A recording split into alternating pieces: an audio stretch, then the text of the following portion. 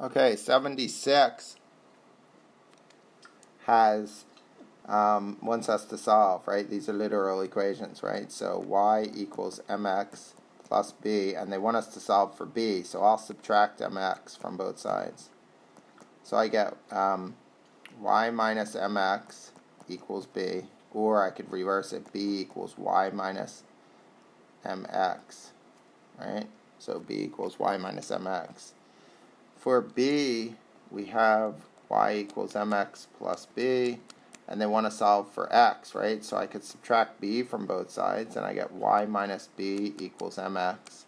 Then I could divide both sides for m, and I get y minus b all over m equals x, and I could rewrite that as x equals y minus b over m for the second one. The third one is I equals PRT, right? Let's make some space. So C, I have I equals PRT, and they want to solve for T, so I'll divide by PR, right? So I have I over PR equals T, and I would rewrite that as T equals I over PR.